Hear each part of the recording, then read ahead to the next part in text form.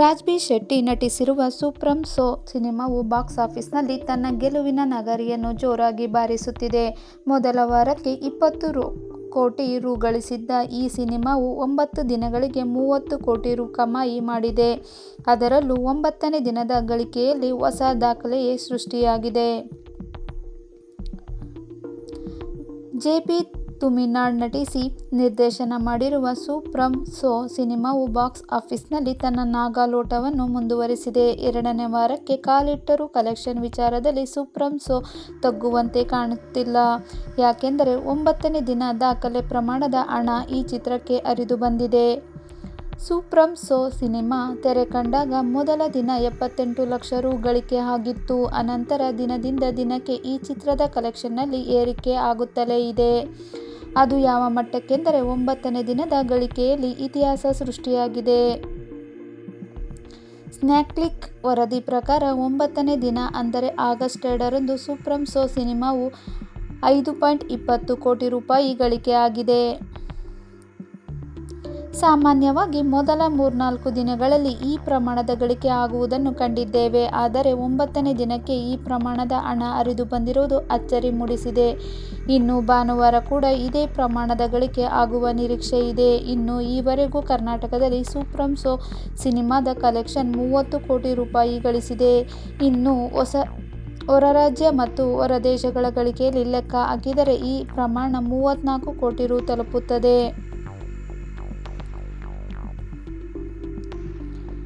ಸೂಪ್ರಂ so ಚಿತ್ರಕ್ಕೆ ಬೆಂಗಳೂರಿನಲ್ಲಿ ಮೊದಲ ದಿನ 100ರ ಒಳಗೆ ಶೋಗಳು ಸಿಕ್ಕಿದ್ದವು. ಆದರೆ ಇದೀಗ 550+ ಆಗಿದೆ. ಅದೇ ರೀತಿ ಮಂಗಳೂರಿನಲ್ಲಿ 70+ ಶೋಗಳು, ಮೈಸೂರಿನಲ್ಲಿ 55 ಶೋಗಳು, ಹುಬ್ಬಳ್ಳಿ, ಮುಂಬೈ, ಶಿವಮೊಗ್ಗ, ಮಣಿಪಾಲ್ನಲ್ಲಿ ತಲಾ 25 ಶೋಗಳು ಸೂಪ್ರಂ ಸೊ ಸಿನಿಮಾಗೆ ಸಿಕ್ಕಿವೆ. ಸದ್ಯ ಮಲಯಾಳಂ ಭಾಷೆಗೆ ಡಬ್ ಆಗಿರುವ ಸೂಪ್ರಂ ಸೊ ಸಿನಿಮಾ ಆಗಸ್ಟ್ 1ರಿಂದ ಪ್ರದರ್ಶನ ಆರಂಭಿಸಿದೆ.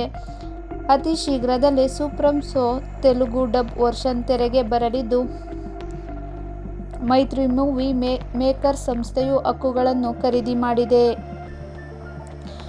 ಹಾಗಾದರೆ ಸೂಪ್ರಂ ಸೊ ಸಿನಿಮಾವು ಯಾವ ಭಾಷೆಗಳಲ್ಲಿ ಬರಲಿದೆ ಎಂದು ತಿಳಿಯೋಣ.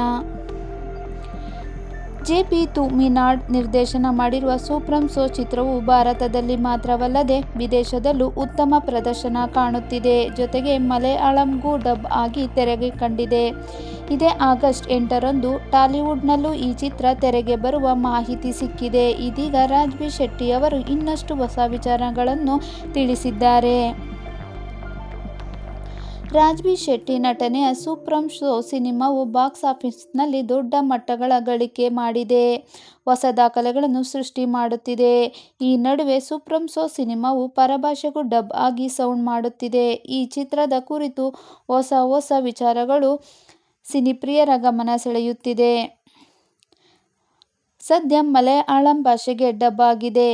Mollywood star hero Dulquer Salman ರವರ ಪ್ರೊಡಕ್ಷನ್ ಹೌಸ್ ಮೂಲಕ ರಿಲೀಸ್ ಮಾಡಲಾಗಿದೆ.